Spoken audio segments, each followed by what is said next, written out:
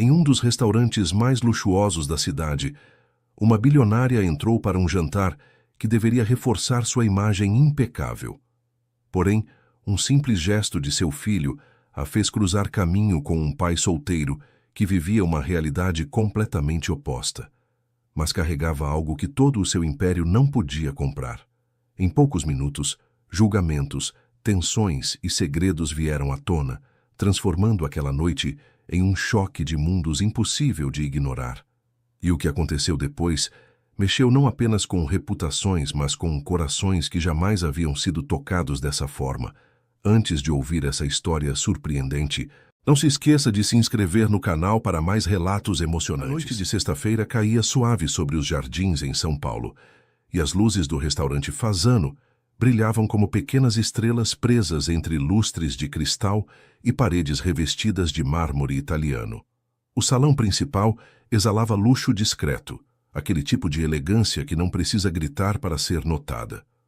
Cada mesa era um pequeno palco onde a elite paulistana exibia suas joias, seus sorrisos calculados e suas conversas repletas de códigos que apenas os iniciados compreendiam.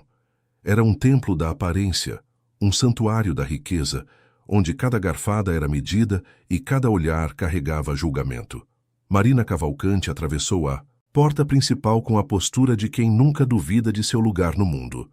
Alta, elegante, vestindo um tailleur cinza chumbo que custava mais do que um carro popular, ela caminhava com passos firmes e precisos. Seus cabelos loiros estavam presos em um coque impecável, e seus olhos azuis gelados vasculhavam o ambiente com a frieza de quem avalia investimentos. Aos 40 anos, Marina havia construído um império no setor imobiliário. Sua empresa, a Cavalcante Holding, controlava dezenas de empreendimentos de alto padrão em São Paulo, Rio de Janeiro e Brasília. Ela era conhecida nos meios corporativos como a Rainha de Gelo, um apelido que ela jamais contestou. Afinal, frieza era poder, emoção era fraqueza. E Marina Cavalcante não tinha tempo para fraquezas. Ao seu lado, pequeno e quieto, caminhava Lucas. Seus 6 anos pareciam pesar sobre os ombros estreitos. O menino usava um blazer azul marinho, camisa branca e uma gravata borboleta que o fazia parecer um adulto em miniatura. Seus olhos castanhos tinham aquele brilho triste de quem aprende cedo a não pedir o que deseja. Lucas segurava a mão da mãe com delicadeza, como se temesse incomodá-la. Ele sabia que aquele jantar não era sobre ele. Nada. Nunca era sobre ele.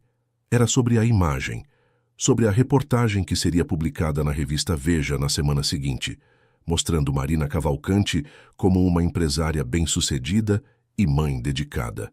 Uma farsa perfeita para suavizar a dureza de sua reputação.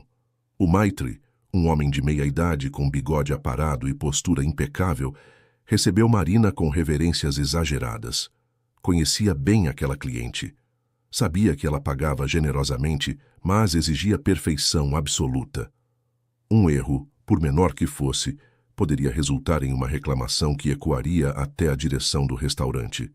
Marina deu um aceno seco e seguiu em direção à mesa reservada, localizada no centro do salão, onde todos pudessem vê-la. Afinal, de que adiantava estar ali se ninguém testemunhasse sua presença? Lucas ia atrás, arrastando os pés, quando algo o fez parar. Seus olhos se fixaram em uma cena que acontecia do outro lado do salão, em uma mesa discreta junto à parede de vidro que dava para o jardim interno. Ali, longe dos holofotes do centro do restaurante, um homem e uma menina jantavam juntos. O homem era alto, com ombros largos e um rosto marcado pelo tempo e pelo cansaço. Seus cabelos castanhos estavam levemente despenteados e ele usava uma camisa social simples, sem gravata, com as mangas arregaçadas até os cotovelos. Não havia nada de luxuoso em sua aparência, mas havia algo que capturou Lucas instantaneamente. A forma como aquele homem olhava para a menina ao seu lado. A garotinha, que devia ter uns 7 anos, sorria de orelha a orelha. Seus cabelos cacheados estavam presos em 2 coques fofos, e ela usava um vestido florido que claramente havia sido escolhido com carinho. Sobre a mesa, entre pratos modestos de massa ao molho de tomate, Havia um papel. Lucas reconheceu. Era um boletim escolar. A menina apontava para as notas com orgulho, e o pai ouvia cada palavra como se fosse a coisa mais importante do mundo. Então, com um gesto que pareceu mágico aos olhos de Lucas, o homem pegou o garfo e a faca e começou a cortar a massa da filha. Não era um gesto mecânico. Era delicado, cuidadoso, quase reverente, como se aquele simples ato de cortar comida fosse uma forma de dizer "eu te amo", sem precisar de palavras. Lucas sentiu algo apertar dentro do peito. Não sabia nomear aquela sensação. Não tinha vocabulário emocional para descrever o que via, mas reconhecia a ausência, reconhecia o vazio, porque ninguém jamais havia cortado sua comida daquela forma. Ninguém jamais havia olhado para ele como aquele homem olhava para a menina. Suas refeições eram servidas por governantas silenciosas, supervisionadas por babás eficientes, aprovadas por nutricionistas caros. Mas nunca, jamais foram acompanhadas de olhares assim. Marina já estava sentada à mesa quando percebeu que o filho não a havia seguido. Virou-se, irritada, pronta para repreendê-lo por fazê-la esperar. Mas encontrou Lucas parado no meio do salão, com os olhos fixos em uma direção específica. Ela seguiu o olhar do menino e identificou imediatamente o alvo de sua atenção, a mesa do canto, o homem mal vestido, a criança comum. Marina sentiu um desconforto imediato. Aquilo não fazia parte do roteiro da noite. Lucas, então, fez algo que Marina jamais esperaria. Ele soltou a mão dela e caminhou em direção à mesa do estranho. Seus passos eram pequenos, mas determinados. Marina ficou paralisada por um instante, dividida entre o choque e a curiosidade. O salão inteiro parecia ter pausado.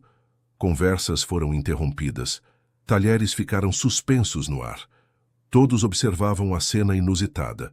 O filho da poderosa Marina Cavalcante, caminhando em direção a uma mesa de gente comum.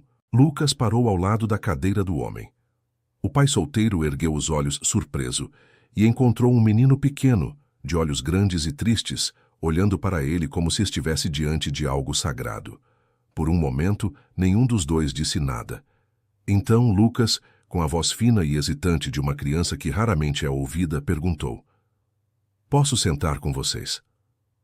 A garotinha, Sofia, olhou para o menino com curiosidade. O pai, Rafael, sentiu o coração apertar. Havia algo naquele pedido que ia além das palavras. Algo que ele, como médico que já havia sido, reconhecia imediatamente. Um grito de socorro disfarçado de educação. Antes que pudesse responder, uma voz cortante atravessou o salão. "Lucas, volte aqui imediatamente." Era Marina. Ela havia se levantado e agora caminhava em direção ao filho com passos rápidos e controlados. Seu rosto era uma máscara de compostura, mas seus olhos cintilavam de raiva contida. Ela não podia permitir aquilo. Não ali. Não naquela noite. Não diante de todas aquelas pessoas que já cochichavam e trocavam olhares maliciosos. A repórter da revista estava observando tudo de uma mesa próxima, e Marina podia praticamente ouvir o título da matéria, mudando de empresária do ano para bilionária perde controle sobre filho em público. Mas quando Marina chegou até Lucas, pronta para arrastá-lo de volta à mesa, algo aconteceu. Ela olhou para o rosto do filho e viu lágrimas se formando nos cantos de seus olhos. Lucas não estava fazendo birra, não estava sendo teimoso, estava suplicando. E havia tanto desespero naquele olhar que Marina sentiu algo estranho e desconfortável se mexer dentro de seu peito. Algo que ela havia enterrado há muito tempo sob camadas de ambição e pragmatismo. "Por favor, mãe, só um pouquinho." A voz de Lucas era um sussurro quebrado. Marina olhou ao redor. O salão inteiro observava. A repórter fazia anotações. O maitre se aproximava com expressão preocupada. E então Marina fez algo que surpreendeu a todos, inclusive a si mesma. Ela olhou para o homem à mesa e disse, com uma voz que tentava soar casual, mas saía estranha até para seus próprios ouvidos: "Importa-se se nos juntarmos a vocês?" O silêncio que se seguiu foi ensurdecedor. Rafael piscou, confuso. Sofia arregalou os olhos. E Lucas, pela primeira vez em muito tempo, sorriu. Um sorriso pequeno, tímido, mas genuíno. Rafael olhou para a mulher à sua frente. Reconheceu imediatamente quem ela era. Marina Cavalcante era um nome que aparecia frequentemente nas páginas de economia dos jornais. Ele sabia que ela era poderosa, rica, influente. E sabia, pelo modo como as pessoas ao redor reagiam, que aquilo era absolutamente incomum. Mas quando olhou para o menino ao lado dela, viu algo que o lembrou de seus dias no hospital militar. Viu uma criança precisando de socorro. E Rafael nunca havia sido capaz de ignorar um pedido de ajuda. "Fiquem à vontade", ele respondeu, com uma voz tranquila e gentil. Marina puxou uma cadeira e sentou-se. Lucas praticamente pulou para a cadeira, ao lado de Sofia, que o olhava com uma mistura de curiosidade e timidez. Os dois começaram a se observar, naquela forma peculiar como crianças se reconhecem. Sofia mostrou o boletim para Lucas. "Tirei tudo 10", ela disse com orgulho. Lucas respondeu com admiração genuína. "Nossa, você é muito inteligente." Enquanto as crianças conversavam, Marina e Rafael ficaram em silêncio. Era um silêncio estranho, carregado de tensão e curiosidade mútua. Marina observava o homem à sua frente com a mesma atenção com que analisava relatórios financeiros. Ele era diferente de todos os homens que frequentavam seu círculo social. Não havia pretensão em sua postura. Não havia cálculo em seus olhos. Havia apenas uma espécie de cansaço profundo, como se ele carregasse um peso invisível sobre os ombros. Rafael, por sua vez, estudava Marina com a perspicácia de quem já viu muitas vidas se desenrolarem diante de si. Ele reconhecia o tipo, alta executiva, provavelmente divorciada, definitivamente sobrecarregada. Mas havia algo mais. Havia uma fragilidade escondida sob aquela armadura de poder, uma fratura que ela escondia muito bem, mas que ele, com sua experiência, conseguia perceber. Sofia quebrou o silêncio, voltando-se para Marina com a franqueza típica das crianças. "A senhora é a mãe do Lucas?" Marina assentiu. Sofia então sorriu. "Ele é muito educado. Meu pai sempre diz que educação é o melhor presente que podemos dar aos filhos." Marina sentiu algo estranho ao ouvir aquilo. Olhou para Rafael, que apenas sorriu com modéstia. Ela então observou a mesa deles. Os pratos eram simples.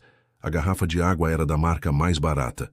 Não havia vinho, não havia entrada, apenas o prato principal e 2 copos de suco.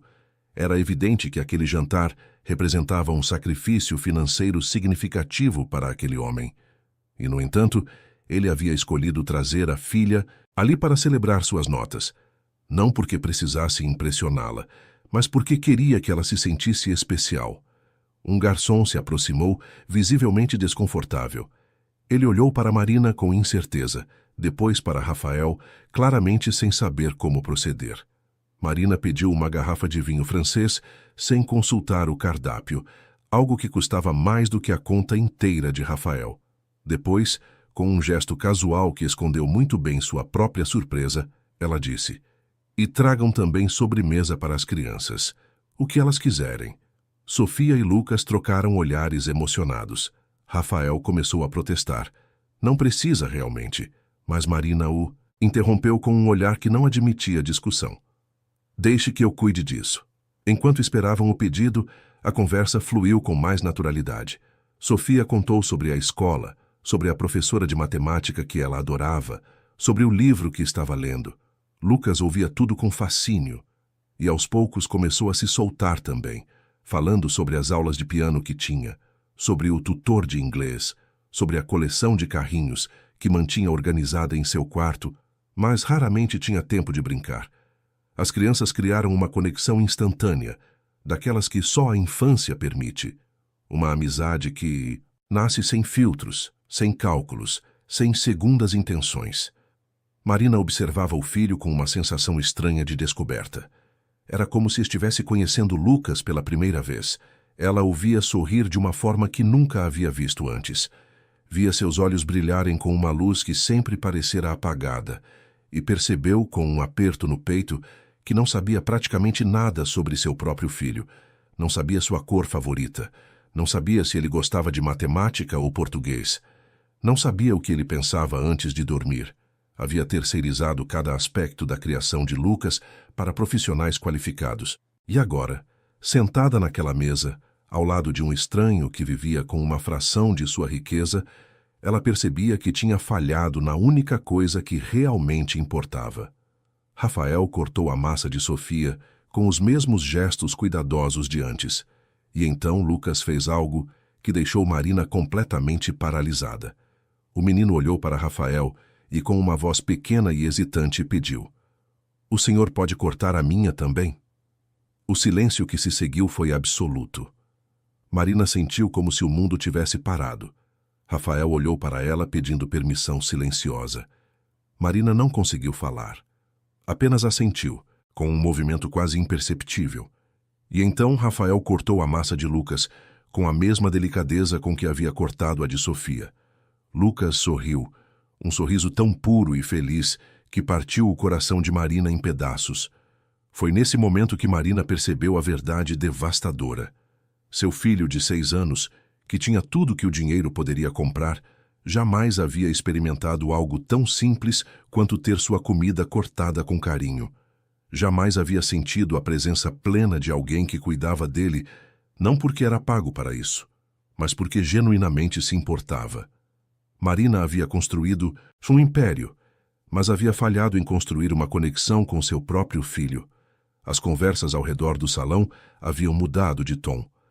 Não eram mais cochichos curiosos, eram julgamentos abertos.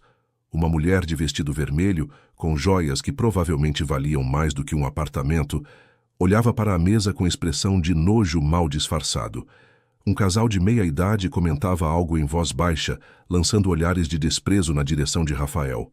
O maitre observava a cena com crescente desconforto, claramente preocupado com a reação de outros clientes. Uma socialite conhecida, Patrícia Almeida, levantou-se de sua mesa e caminhou até onde Marina estava.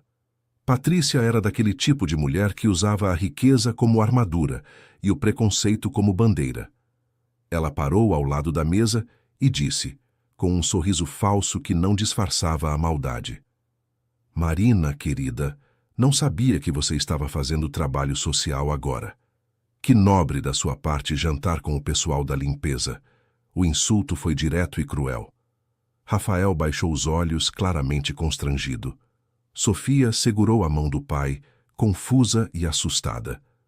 Lucas olhou para Patrícia com uma expressão de indignação que surpreendeu até Marina. E Marina, pela primeira vez em muito tempo, sentiu algo além de frieza calculada. Sentiu raiva. Raiva genuína e protetora. "Ele não é pessoal da limpeza, Patrícia", Marina respondeu com uma voz baixa, mas cortante. "E mesmo que fosse, seria mais digno do que metade das pessoas neste salão." Patrícia abriu a boca, chocada. Não esperava uma resposta daquele tipo. Mas antes que pudesse replicar, Sofia levantou-se da cadeira. A menina, com seus 7 anos de coragem pura, olhou para Patrícia e disse com uma voz firme: "Meu pai é herói. Ele salvou muitas pessoas. A senhora não tem direito de falar assim dele." Lucas também se levantou, ficando ao lado de Sofia. "É verdade. Ele é muito melhor que a maioria dos adultos que eu conheço."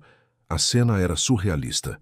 2 crianças, em pé, no meio de um dos restaurantes mais exclusivos de São Paulo, defendendo um homem que mal conheciam, contra uma mulher que representava tudo que aquele ambiente tinha de podre. Patrícia ficou vermelha de raiva e constrangimento. Olhou ao redor, procurando apoio, mas encontrou apenas olhares de curiosidade e alguns de admiração pelas crianças. Ela então deu meia volta e saiu, pisando firme, murmurando algo sobre falta de classe. Marina olhou para o filho com uma mistura de orgulho e surpresa. Lucas havia demonstrado uma coragem que ela não sabia que ele possuía, e havia escolhido defender o certo, mesmo quando isso significava ir contra tudo que conhecia. Rafael colocou a mão no ombro de Sofia, apertando com orgulho. A menina olhou para o pai e sorriu, sabendo que havia feito a coisa certa. O jantar continuou em uma atmosfera mais leve. As crianças conversavam animadamente, criando planos para se encontrarem de novo.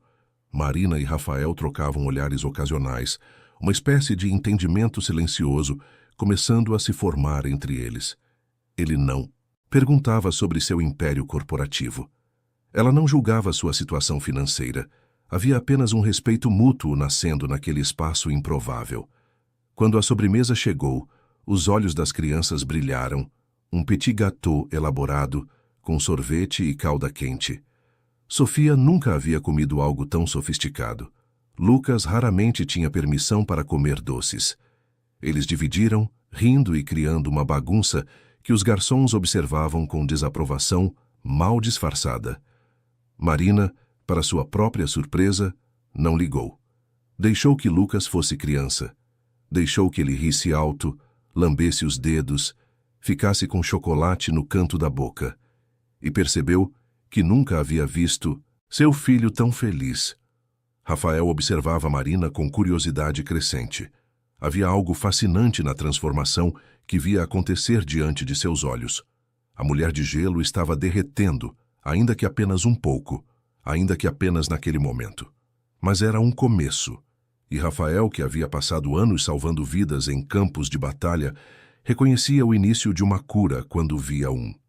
Quando a conta chegou, Rafael pediu discretamente para vê-la primeiro, mas o garçom, sob ordens diretas do maitre que observava nervoso de longe, entregou direto a Marina. Ela nem olhou o valor. Apenas colocou seu cartão Black sobre a bandeja. Rafael tentou protestar. Não posso deixar você pagar por nossa parte. Marina o interrompeu com um gesto. Considere um agradecimento por permitir que meu filho tenha uma noite que ele realmente vai lembrar. As palavras saíram com sinceridade. E pela primeira vez na noite, Marina deixou sua vulnerabilidade aparecer. Rafael assentiu, entendendo que aquilo era importante para ela. Não era sobre dinheiro. Era sobre gratidão. Era sobre reconhecer que ele havia dado a ela e ao filho algo que nenhum valor monetário poderia comprar. Um momento de humanidade. Quando se levantaram para sair, Lucas segurou a mão de Sofia. Os dois haviam se tornado inseparáveis em poucas horas. Trocaram números de telefone das respectivas casas, prometendo-se falar. Marina e Rafael caminharam lado a lado até a saída, um silêncio confortável entre eles. No saguão do restaurante, sob a luz suave dos lustres, eles pararam. Rafael olhou para Marina e disse: "Obrigado pela companhia. Foi uma noite especial." Marina assentiu, sem conseguir encontrar palavras adequadas. Observou Rafael e Sofia saírem, a mão da menina segura na do pai, e sentiu algo que não sentia há anos: inveja.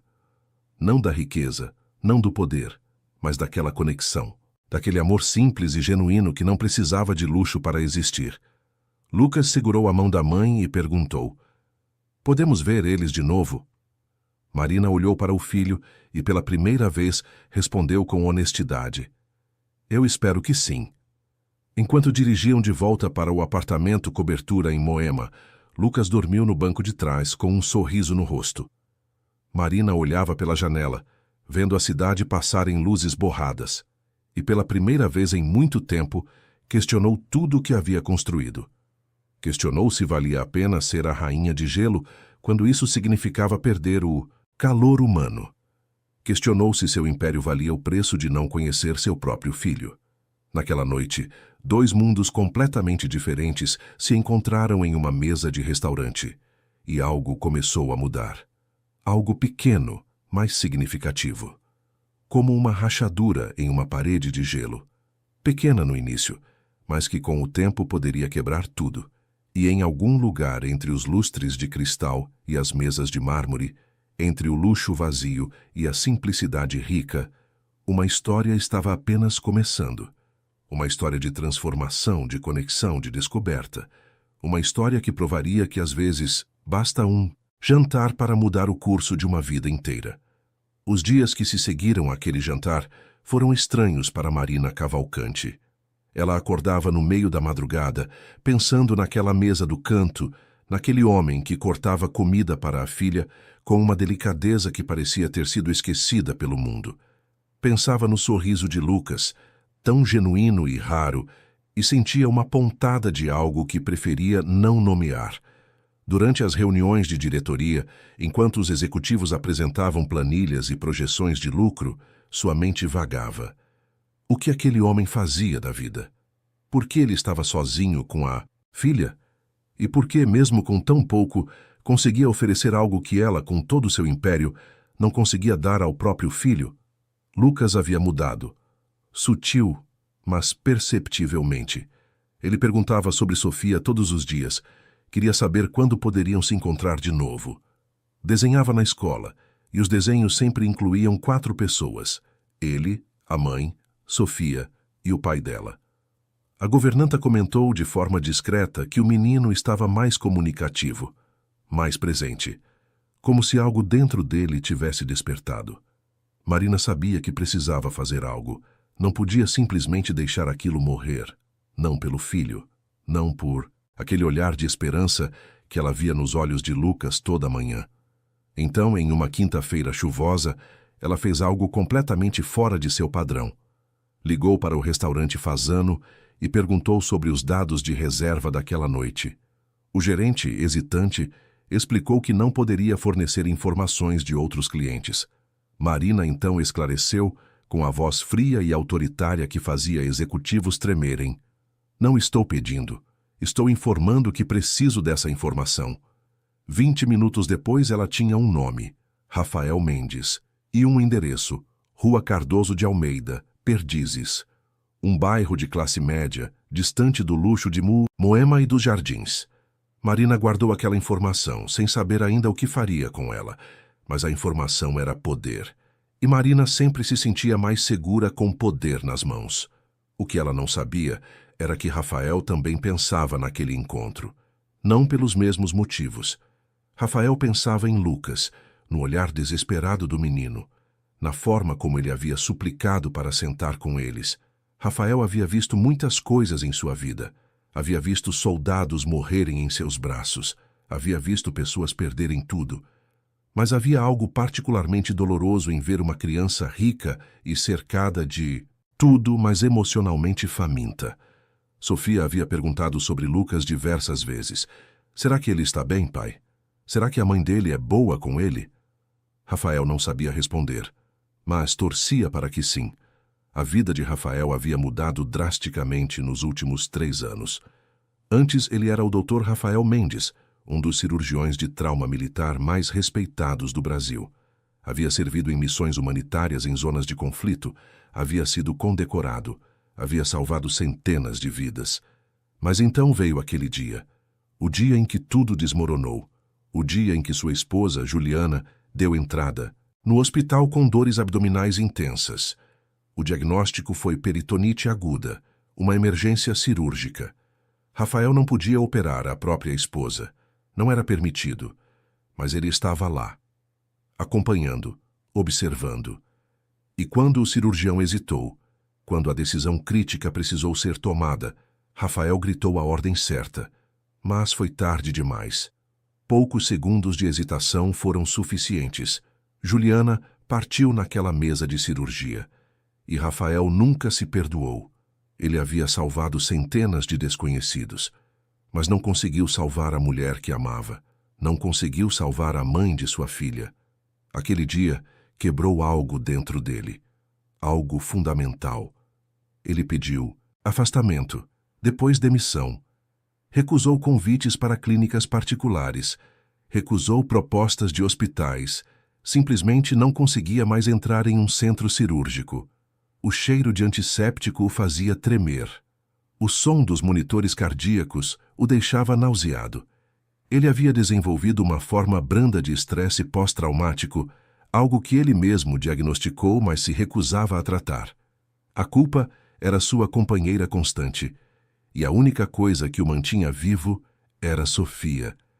Aquela menina de sorriso luminoso que o olhava como se ele fosse um herói, mesmo quando ele se sentia como a maior falha que já existiu. Agora, Rafael trabalhava como consultor de saúde ocupacional para pequenas empresas. Era um trabalho distante da medicina de emergência, mas pagava as contas, mal. Eles viviam com o básico. Sofia nunca havia reclamado. Ela era uma criança especial, madura para sua idade, que entendia as limitações do pai sem que ele precisasse explicar. Mas Rafael via o sacrifício.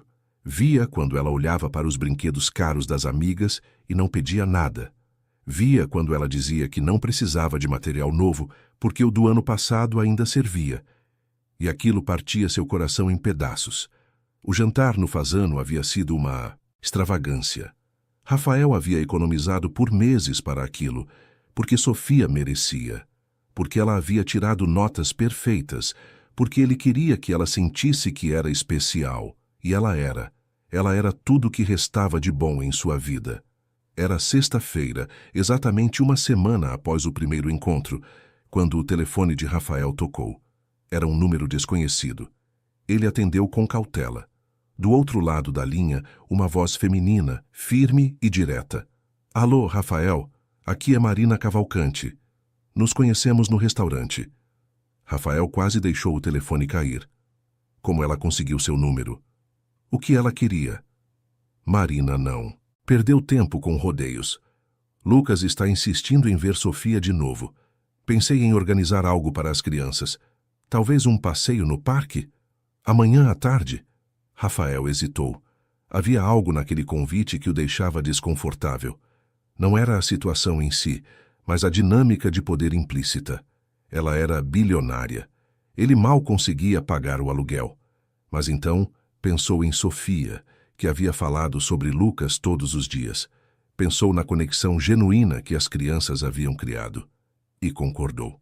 No sábado, o sol brilhava forte sobre o Parque Ibirapuera. Marina chegou em um Mercedes preto com vidros fumês, seguida por um segundo carro com seguranças. Lucas saltou do carro assim que ele parou, correndo em direção a Rafael e Sofia, que esperavam próximo ao lago.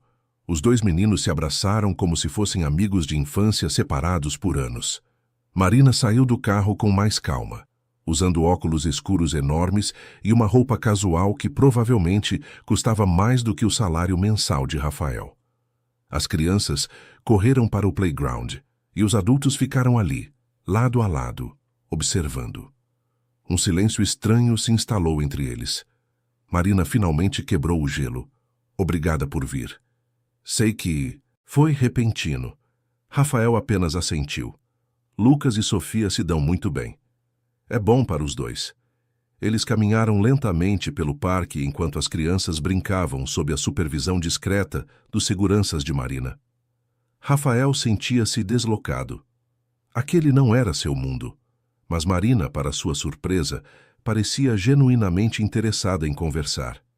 Ela fez perguntas sobre Sofia, sobre a escola dela, sobre seus sonhos, e Rafael respondeu com sinceridade, falando sobre a filha com um orgulho que aquecia sua voz. Então Marina fez a pergunta que ele sabia que viria. E você, Rafael, o que faz da vida? Ele poderia ter mentido, poderia ter embelezado a verdade.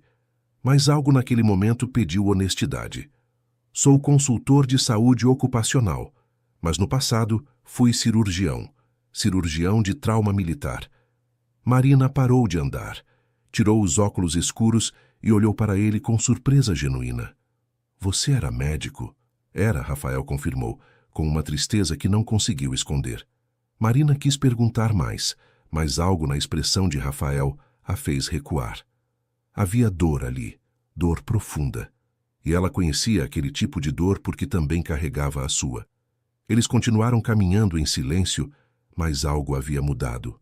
Havia uma compreensão mútua começando a se formar. Duas pessoas que, por razões diferentes, haviam escolhido construir muros ao redor de seus corações. O passeio transcorreu bem. As crianças se divertiram intensamente, tomaram sorvete, alimentaram os patos no lago, tiraram fotos. Marina observava Lucas brincar com uma liberdade que ela nunca havia visto antes. E Rafael via Sofia sendo apenas uma criança, sem a maturidade forçada que a situação financeira deles exigia. Quando o sol começou a se pôr, Marina sugeriu que jantassem juntos. Mas não em um restaurante caro, em algum lugar simples, familiar. Rafael sugeriu uma pizzaria na Vila Madalena, um lugar que ele e Sofia frequentavam ocasionalmente. Marina concordou e, pela primeira vez, Rafael viu surpresa genuína nos seguranças que a acompanhavam. A pizzaria era barulhenta, cheia de famílias, decorada com fotos antigas de São Paulo. Marina estava completamente fora de seu elemento, mas forçou-se a relaxar. Lucas estava radiante. As crianças pediram pizza de calabresa e refrigerante. Marina pediu uma taça de vinho que provavelmente era terrível para seus padrões. E Rafael pediu uma cerveja. Foi ali, naquela mesa simples, que Marina sentiu algo que não sentia há anos. Sentiu-se normal. Apenas mais uma pessoa jantando com a família. Sem holofotes, sem julgamentos, sem precisar manter uma fachada perfeita. E era assustador, mas também libertador. Eles conversaram sobre trivialidades, sobre o trânsito caótico de São Paulo, sobre o calor do verão que se aproximava, sobre as escolas das crianças. Era uma conversa banal, mas tinha algo de sagrado nela. Era humana, real, sem máscaras. Foi quando o pedido de Marina chegou ao fim que tudo mudou. Ela estava rindo de algo que Sofia havia dito, um sorriso genuíno que Rafael percebeu ser raro, quando subitamente seu assistente pessoal, Rodrigo, apareceu na pizzaria. Sua expressão era de pânico controlado. Marina, precisamos conversar. Urgente.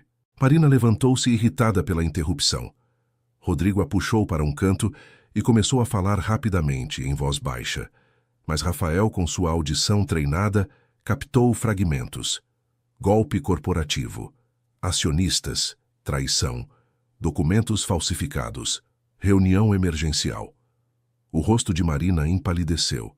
Suas mãos começaram a tremer. Ela voltou para a mesa tentando manter a compostura, mas Rafael notou imediatamente. Ele reconhecia os sinais. Reconhecia o início de uma crise.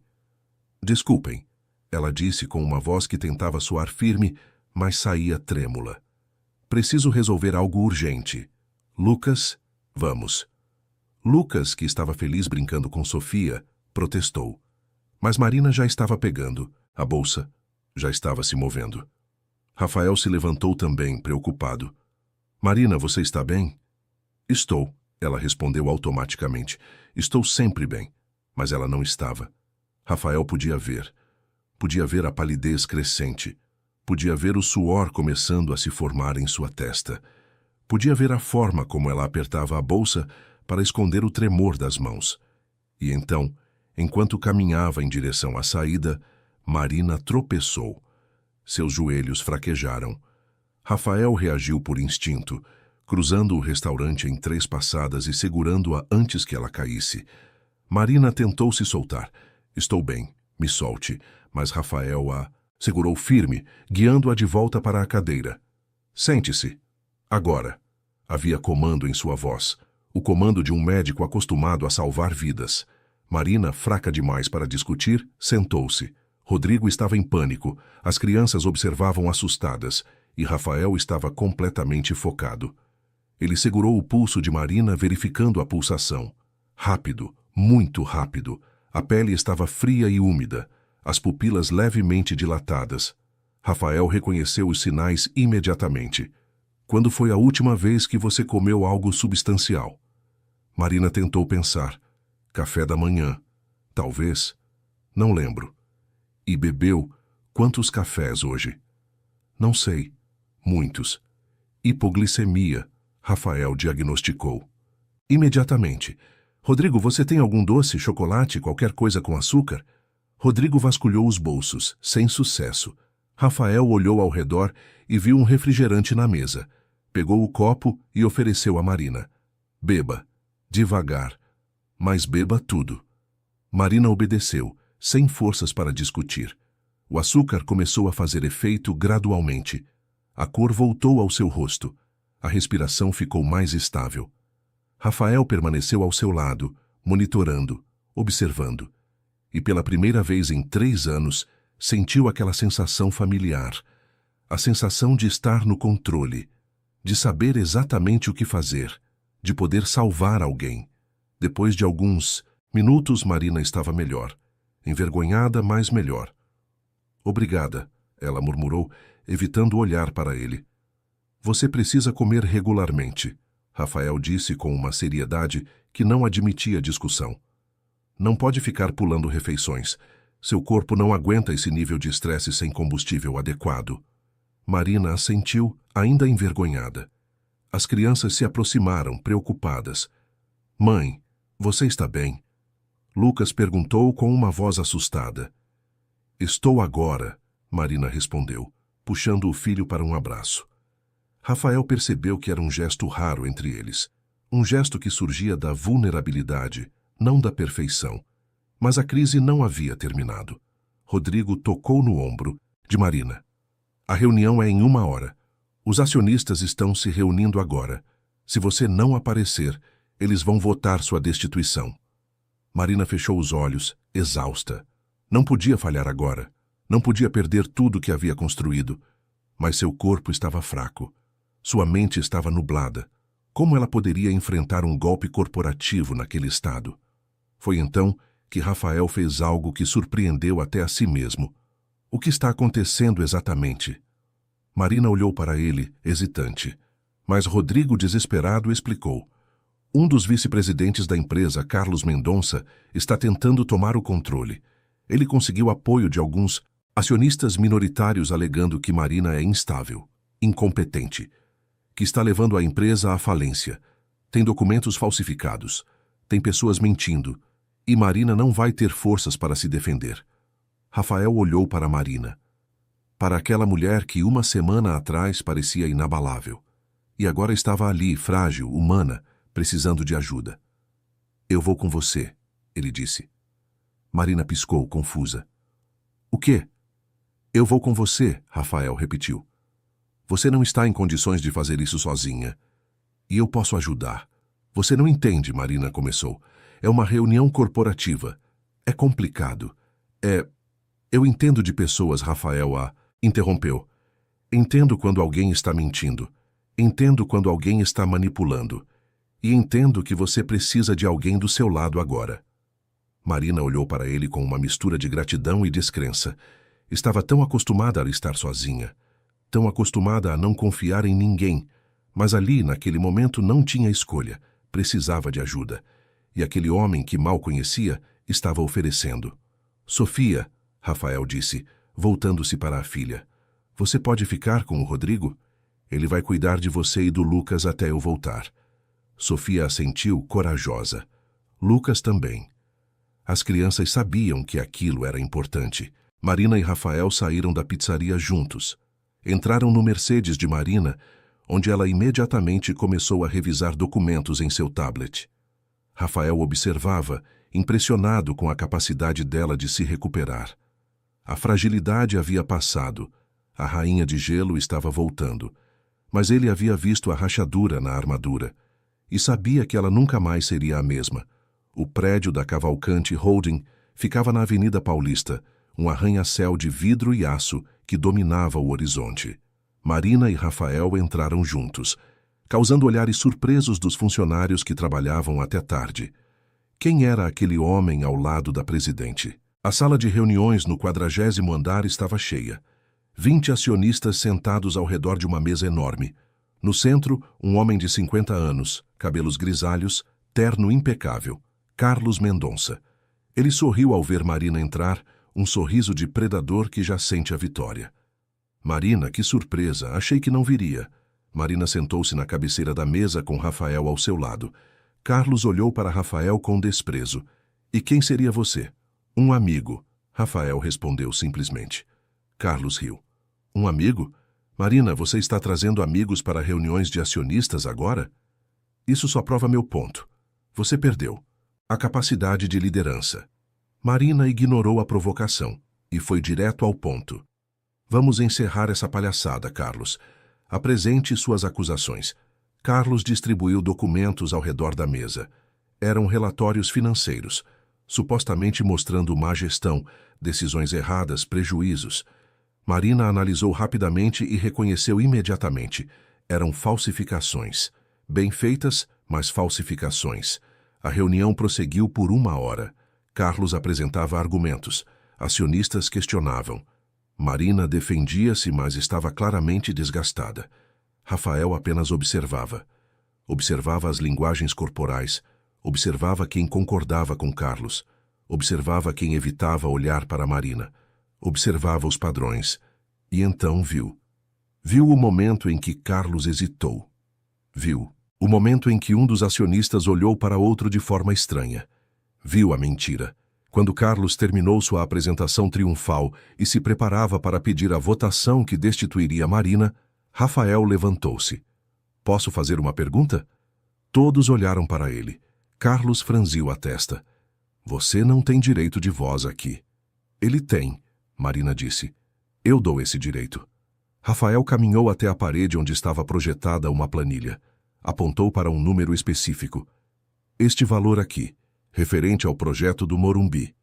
Carlos alegou que foi uma decisão catastrófica de Marina que gerou prejuízo. Mas olhem a data. O projeto foi aprovado 6 meses antes de Marina assumir a presidência. Foi aprovado por quem, Carlos? O silêncio foi absoluto. Carlos empalideceu. Foi uma decisão do conselho, ele murmurou. Do conselho do qual você fazia parte, Rafael continuou. Então, como pode culpar Marina por uma decisão que você ajudou a tomar? Um acionista idoso chamado Alberto levantou a mão. Ele tem razão. Eu estava naquela reunião. Foi Carlos quem mais defendeu aquele projeto. Carlos tentou se recuperar. Isso é irrelevante. Há outras questões. Rafael pegou outro documento. Este relatório sobre gastos excessivos. Diz que Marina gastou 3 milhões em viagens corporativas desnecessárias. Mas olhem os destinos. Dubai, Singapura, Londres. Todas cidades onde Marina fechou contratos importantes. Contratos que dobraram a receita da empresa em 2 anos. Como são viagens desnecessárias? Outro acionista, uma mulher chamada Beatriz, assentiu. Eu estava na viagem para Dubai. Foi lá que fechamos o maior contrato da história da empresa. Rafael continuou, metodicamente desmontando cada acusação. E enquanto fazia isso, Marina observava com uma mistura de admiração e alívio. Como ele sabia fazer aquilo? Como ele conseguia ver as mentiras que ela, exausta, havia deixado passar? O golpe de misericórdia veio quando Rafael pegou o último documento. E este aqui é o mais interessante. Um suposto contrato fraudulento assinado por Marina. Mas há um problema. A assinatura está errada. Marina, você poderia mostrar sua assinatura verdadeira? Marina pegou uma caneta e assinou em um papel. A diferença era sutil, mas inegável. A assinatura do documento era falsa. Isto é uma falsificação, Rafael declarou. E falsificar documentos corporativos é crime. A questão agora não é se Marina deve ser destituída. A questão é se Carlos deve ser processado. O pânico tomou conta do rosto de Carlos. Ele tentou argumentar, mas os acionistas já não o ouviam. Alberto levantou-se. Acho que encerramos esta reunião e sugiro que Carlos seja removido de todos os cargos imediatamente. A votação foi rápida, unânime. Carlos Mendonça foi destituído. Marina foi mantida. E quando todos saíram, Marina ficou sozinha na sala de reuniões com Rafael. Ela olhou para ele e, pela primeira vez em muitos anos, permitiu que as lágrimas caíssem. Como você fez isso? Ela perguntou com a voz embargada. Fui treinado para ler situações sob pressão, Rafael respondeu suavemente, para identificar o que é real e o que é manipulação. É uma habilidade que se aprende em zonas de guerra. Não sabia que era útil em salas de reunião também. Marina riu por entre as lágrimas. Você me salvou. De novo. Rafael sentou-se ao lado dela. Você teria descoberto eventualmente. Só acelerou o processo. Não. Eu estava tão cansada, tão pronta para desistir. Rafael olhou para ela com seriedade. Você não é do tipo que desiste, Marina. Conheço pessoas fortes quando vejo. E você é uma das mais fortes que já conheci. Marina olhou para ele. Realmente olhou. E pela primeira vez, viu não apenas um homem simples que havia conhecido em um restaurante. Viu alguém extraordinário. Alguém que havia escolhido abandonar tudo para ser pai. Alguém que ainda carregava dores profundas, mas que oferecia sua força para outros. Quem você era, Rafael? Ela perguntou suavemente. Antes de tudo isso? Alguém que achava que poderia salvar todo mundo, Rafael respondeu com tristeza. E descobriu da pior forma possível que não podia. Marina entendeu que havia uma história ali, uma história dolorosa, mas não pressionou. Apenas colocou a mão sobre a dele, um gesto simples de gratidão e compreensão.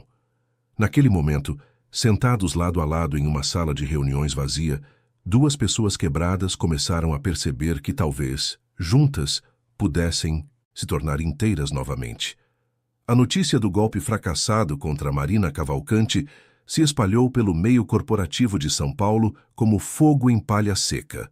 Os jornais econômicos publicaram matérias especulativas.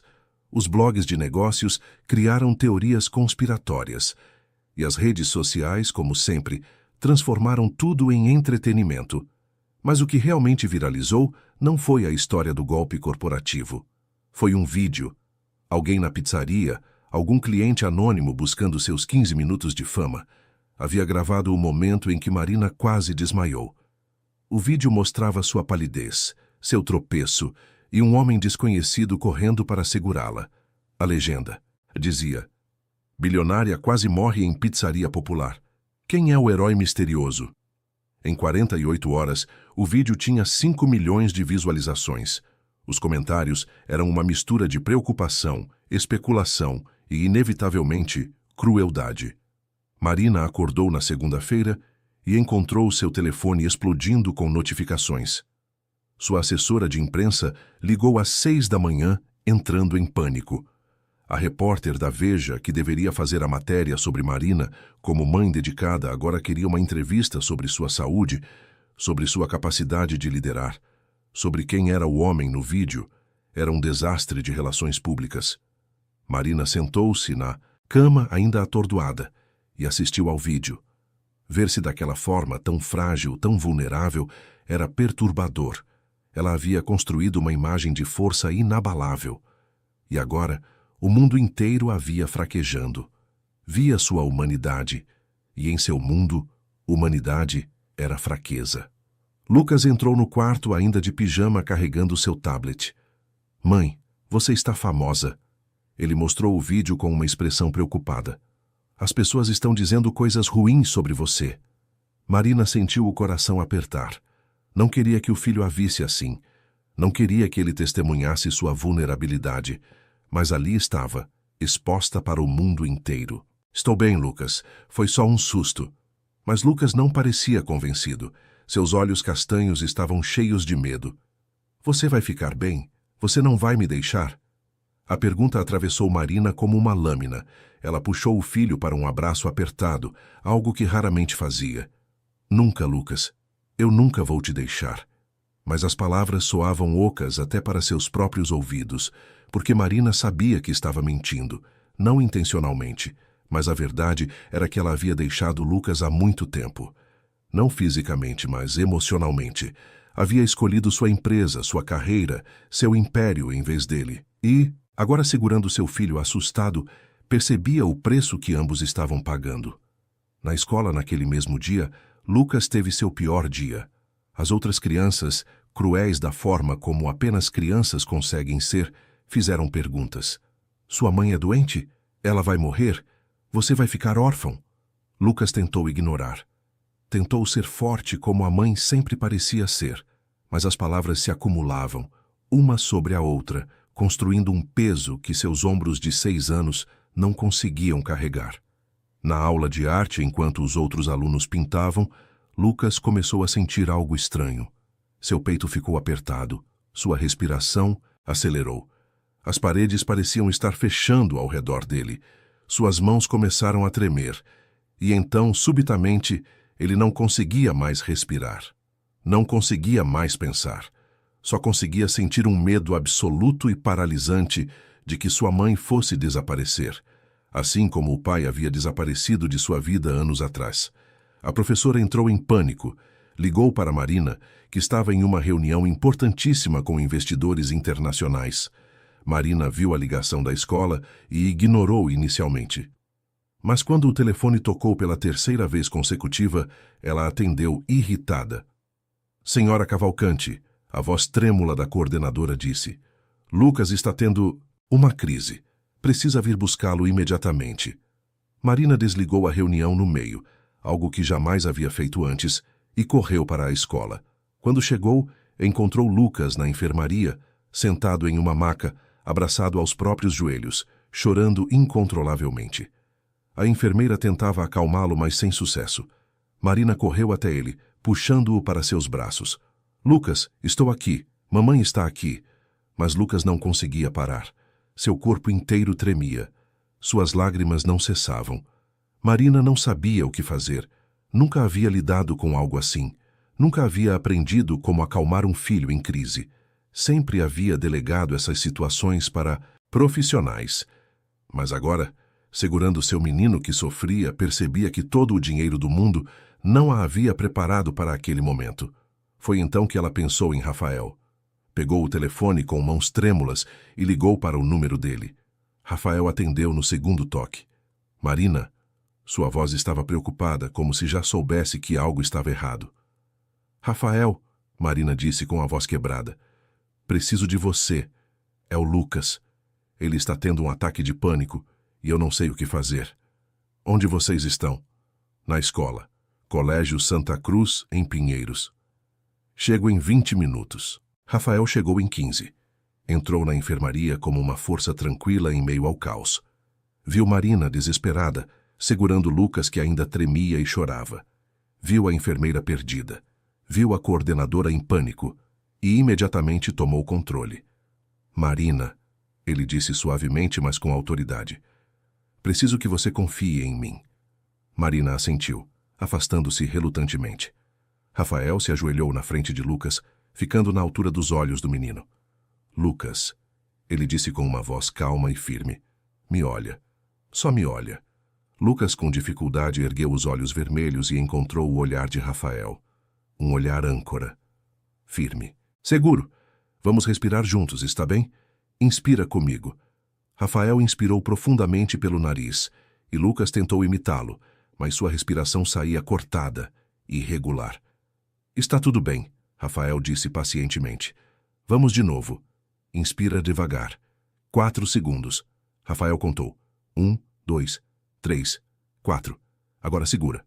1, 2, 3, 4. Agora solta. 1, 2, 3, 4. Lentamente, respiração por respiração, Lucas começou a seguir o ritmo. Sua respiração foi se normalizando. Seu corpo foi relaxando. Rafael manteve contato visual o tempo todo, uma âncora visual para o menino que estava se afogando em seu próprio medo. Muito bem, Lucas, Rafael encorajou. Você está indo muito bem. Agora me diz, o que você consegue ver nesta sala? Lucas olhou ao redor, confuso. Um quadro, ele murmurou. Muito bom. O que mais? Uma maca, uma janela. Perfeito. E o que você consegue ouvir? Carros lá fora. Pessoas falando. Excelente. Você está aqui, Lucas. Você está seguro. Você está presente. Era uma técnica de ancoragem, algo que Rafael havia aprendido trabalhando com soldados traumatizados. Trazer a pessoa de volta ao momento presente, tirá-la da espiral de ansiedade. E estava funcionando. Lucas estava voltando. Depois de 10 minutos, Lucas estava calmo, exausto, mas calmo. Rafael o envolveu em um abraço gentil e o menino se derreteu nele, buscando o conforto que tão desesperadamente precisava. Marina observava tudo com lágrimas escorrendo pelo rosto. Via seu filho sendo salvo, sendo confortado, sendo cuidado de uma forma que ela não sabia como fazer. Quando Lucas finalmente adormeceu, exausto pelo episódio, Rafael o colocou cuidadosamente na maca. A enfermeira cobriu o menino com um cobertor. E Marina, que havia segurado a compostura até então, desabou. Ela saiu da enfermaria cambaleando e Rafael a seguiu, encontrando-a no corredor apoiada na parede, soluçando. Eu não soube o que fazer, ela disse entre lágrimas. Meu próprio filho estava sofrendo e eu não soube como ajudá-lo. Rafael colocou a mão no ombro dela. Você fez a coisa mais importante. Você estava lá e você pediu ajuda. Mas eu deveria saber, Marina insistiu. Eu sou a mãe dele. Deveria saber como cuidar dele. Ninguém nasce sabendo, Marina, isso se aprende. E você está aprendendo agora. Marina olhou para ele com gratidão e desespero misturados. Ensina-me, por favor. Ensina-me como cuidar do meu filho. Rafael assentiu. Vou ensinar, mas primeiro você precisa cuidar de si mesma. Você não pode dar o que não tem. Eles voltaram para a enfermaria, onde Lucas ainda dormia. Marina sentou-se ao lado do filho, segurando sua mão. Rafael sentou-se ao lado dela, e ali ficaram, em silêncio, unidos por um propósito comum: proteger aquela criança que havia sofrido tanto. Quando Lucas acordou, já era tarde da noite. A escola estava vazia. Apenas os três permaneciam ali. Lucas olhou ao redor, desorientado, até seus olhos encontrarem Rafael. Você veio, ele disse com uma voz pequena. Sempre que você precisar, Rafael respondeu. Lucas então olhou para a mãe. Desculpa por ter causado problema. Marina sentiu o coração partir. Você não causou problema nenhum, meu amor. Você estava assustado. E está tudo bem ter medo. Por que você caiu naquele dia? Lucas perguntou com a sinceridade brutal das crianças. Marina hesitou, depois decidiu pela honestidade. Porque eu estava cansada. Porque não estava cuidando de mim. Mas estou melhor agora, e vou cuidar melhor de mim por você. E por você, Lucas disse, surpreendendo-a. Marina o puxou para um abraço, e desta vez foi um abraço verdadeiro, longo, apertado, cheio de todas as emoções que ela havia reprimido por anos. E Lucas correspondeu, agarrando-se à mãe como se ela fosse sua única segurança no mundo. Nos dias que se seguiram, a rotina de Marina mudou drasticamente. Ela começou a trabalhar menos horas, começou a almoçar regularmente, começou a chegar em casa a tempo de jantar com Lucas e, mais importante, começou a realmente ver seu filho. Perguntava sobre o dia dele, ouvia suas histórias, brincava com ele. Coisas simples que deveria ter feito desde sempre, mas que o trabalho havia consumido. Rafael tornou-se presença constante em suas vidas, não como funcionário, não como consultor, mas como amigo, como alguém que entendia tanto Marina quanto Lucas de uma forma que poucos conseguiam. Sofia e Lucas se tornaram inseparáveis, passando fins de semana juntos, criando uma amizade que transcendia suas diferenças sociais. Foi durante um desses fins de semana, enquanto as crianças brincavam no quintal do apartamento cobertura de Marina, que ela e Rafael finalmente tiveram a conversa que ambos evitavam. Conte-me sobre ela, Marina disse suavemente. Rafael estava sentado na varanda, olhando para as crianças, e por um longo momento não respondeu. Então, com uma voz carregada de dor contida, Juliana, ela era pediatra. A conheci na faculdade de medicina. Ela ria de tudo. Via o melhor nas pessoas. Era tudo que eu não era. Equilibrava minha seriedade com sua leveza. Marina ouviu em silêncio, sabendo que aquele era um presente raro. Rafael não falava sobre isso, não com ninguém. Quando ela partiu, Rafael continuou. Era para ser uma cirurgia simples, peritonite. Eu estava no hospital. Vi tudo. E não pude fazer nada, porque você não pode operar quem você ama. Porque objetividade é fundamental. Mas eu sabia. Sabia que o cirurgião estava hesitando. Sabia qual era a decisão certa. E quando gritei, já era tarde. Segundos. Foi uma questão de segundos. E ela se foi. Não foi sua culpa, Marina disse gentilmente. Foi sim, Rafael, insistiu. Se eu tivesse insistido mais. Se eu tivesse... Rafael, Marina o interrompeu pegando sua mão. Olha para mim. Ele olhou. E ela viu a dor crua em seus olhos. Você fez o que podia, ela disse. Você não é Deus. Não pode controlar tudo. Não pode salvar todos. E carregar essa culpa não vai trazê-la de volta. Só vai consumir você. E Sofia precisa de você inteiro, não do que sobra depois da culpa te devorar.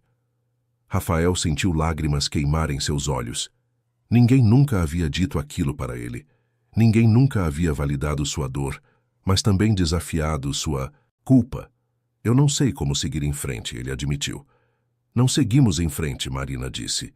Seguimos com com a dor, com a memória, com o amor que ainda existe. Juliana não desaparece porque você permite ser feliz de novo. Ela permanece, mas você também precisa viver. Como você é tão sábia? Rafael perguntou com um sorriso triste. Não sou, Marina respondeu. Estou aprendendo. Com você. Com Lucas. Com tudo isso. Eles ficaram em silêncio, mãos entrelaçadas, observando as crianças que riam e brincavam, sem o peso que os adultos carregavam. E havia algo profundamente curativo naquele momento. Duas pessoas, quebradas, reconhecendo suas feridas um no outro, e oferecendo não solução, mas companhia. Foi naquela semana que algo inesperado aconteceu. Alberto, o acionista idoso que havia apoiado Marina durante o golpe, procurou Rafael. Marcaram um café na região dos Jardins. Alberto foi direto ao ponto. Você salvou a empresa, Rafael, e salvou Marina. Quero te oferecer uma posição. Vice-presidente de operações. Salário generoso, benefícios excelentes. Rafael ficou surpreso. Eu não tenho experiência em gestão corporativa, mas tenho em análise, em leitura de pessoas, em tomar decisões sob pressão. Exatamente o que precisamos. E Marina confia em você. Isso vale mais do que qualquer MBA. Rafael hesitou. Era uma oportunidade incrível. Mudaria completamente sua vida e a de Sofia. Mas havia uma condição que ele não estava disposto a negociar. Sofia é minha prioridade. Sempre. Eu não trabalho depois das 6. Não trabalho fins de semana. E quando ela precisar de mim, eu vou. Não importa o que esteja acontecendo. Alberto sorriu. É exatamente essa clareza de prioridades que precisamos. Aceito suas condições. Quando pode começar? Rafael aceitou. E quando contou para Marina, ela não ficou surpresa. Ele merece isso, ela disse a Alberto. Merece ter estabilidade, merece poder dar a Sofia tudo o que ela precisa. Mas havia algo mais na voz de Marina, algo que ela própria estava começando a reconhecer. Não era apenas gratidão, não era apenas admiração. Era algo mais profundo, algo assustador, algo que ela havia jurado nunca mais sentir depois de seu divórcio amargo anos atrás. Sofia estava radiante com a notícia. Significa que posso comprar aquele livro que eu queria? Ela perguntou, com seus olhos brilhando. Significa que você pode comprar uma biblioteca inteira, Rafael respondeu, abraçando a filha. Lucas também estava feliz. Agora vocês vão estar aqui sempre? Ele perguntou esperançoso. Sempre, Rafael. Prometeu. E pela primeira vez em muito tempo, parecia uma promessa que ele poderia cumprir. Mas nem tudo eram flores. O vídeo da queda de Marina continuava circulando. Concorrentes usavam-no para plantar dúvidas sobre sua capacidade de liderança. Clientes questionavam se deveriam renovar contratos. A empresa estava estável, mas a reputação de Marina estava ferida. Foi Sofia quem deu a ideia. Em um jantar na casa de Marina, enquanto os 4 comiam juntos como agora era costume, a menina disse: "Por que a senhora não conta a verdade? Sobre estar cansada, sobre estar aprendendo a ser mãe melhor?" As pessoas gostam da verdade. Marina olhou para a menina de 7 anos com surpresa. Era tão simples, tão óbvio, e ainda assim, ela não havia pensado. Porque em seu mundo, vulnerabilidade era fraqueza. Mas talvez, apenas talvez, vulnerabilidade pudesse ser força. Na semana seguinte, Marina deu uma entrevista.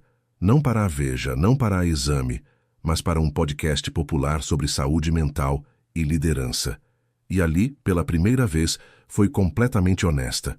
Falou sobre o esgotamento, sobre ter priorizado tudo exceto a própria saúde, sobre estar aprendendo a ser uma mãe melhor, sobre ter encontrado pessoas que a ensinaram que sucesso não é apenas sobre números em planilhas, mas sobre conexões humanas reais. A entrevista viralizou, mas desta vez de forma positiva. Mulheres se identificaram, executivos compartilharam, pessoas comentaram sobre a coragem de admitir vulnerabilidade, e Marina percebeu que ao mostrar sua humanidade, não havia perdido respeito. Havia ganho algo muito mais valioso: empatia. O conselho de acionistas votou, por unanimidade, manter Marina como presidente. Mas, mais do que isso, ofereceram apoio. Sugeriram reestruturação para que ela tivesse melhor equilíbrio entre trabalho e vida pessoal. E, pela primeira vez, Marina aceitou ajuda sem ver isso como fraqueza. Rafael começou seu trabalho na Cavalcante Holding e rapidamente provou seu valor. Sua capacidade de ler pessoas, de identificar problemas antes que explodissem, de tomar decisões sob pressão, transformou a dinâmica da empresa. Funcionários que antes temiam ir ao trabalho começaram a sentir-se ouvidos. Processos que antes eram rígidos tornaram-se humanos, e enquanto tudo isso acontecia, algo florescia. Entre reuniões de trabalho e jantares com as crianças, entre conversas sobre estratégias corporativas e histórias antes de dormir, Marina e Rafael estavam construindo algo. Não tinha nome ainda, não tinha definição, mas estava lá, crescendo silenciosamente, como uma planta que brota entre rachaduras de concreto. Uma noite depois que as crianças dormiram, Marina e Rafael sentaram-se na varanda. A cidade brilhava abaixo deles, um mar de luzes que se estendia até o horizonte. Às vezes eu me pergunto, Marina disse suavemente, como seria minha vida se não tivesse entrado naquele restaurante naquela noite? Provavelmente muito parecida, Rafael respondeu. Você teria encontrado outro caminho. Você é forte assim, mas não teria encontrado você. Rafael olhou para ela e havia algo intenso em seus olhos, algo que fez o coração de Marina acelerar. Eu também me pergunto isso, e sou grato todos os dias pela decisão de levar Sofia àquele restaurante, pela sua decisão de sentar conosco, pelos caminhos improváveis que nos trouxeram até aqui. Marina sentiu as palavras presas na garganta. Queria dizer tanto. Queria agradecer. Queria explicar como ele havia mudado tudo. Como havia salvado não apenas sua empresa, não apenas sua carreira, mas sua alma. Como havia ensinado tanto a ela quanto a Lucas sobre o que realmente importava. Mas as palavras não vinham. Então, ela apenas colocou a mão sobre a dele. E ficaram ali em silêncio, com a cidade aos seus pés e o peso de tudo que não precisava ser dito pairando no ar entre eles. Porque às vezes, as conexões mais profundas não precisam de palavras. Precisam apenas de presença, de tempo, de escolhas diárias de estar ao lado um do outro. E isso eles tinham. Isso eles estavam construindo, juntos. Os meses que se seguiram foram de transformação. Não aquele tipo de transformação dramática e súbita que acontece nos filmes, mas a transformação real, feita de pequenas escolhas diárias, de momentos insignificantes que, acumulados, mudam tudo. Marina aprendeu a desacelerar. Rafael aprendeu a confiar de novo. Lucas aprendeu que podia ser criança. E Sofia aprendeu que a vida podia ser generosa, mesmo depois de tirar tanto. A Cavalcante Holding prosperava sob a nova gestão. Rafael implementou programas de bem-estar para funcionários. Marina delegou responsabilidades que antes insistia em controlar sozinha. A empresa não era mais apenas uma máquina de gerar lucro, mas um espaço onde pessoas trabalhavam com propósito e dignidade. Os números não mentiram. A produtividade aumentou, a rotatividade diminuiu e os lucros alcançaram patamares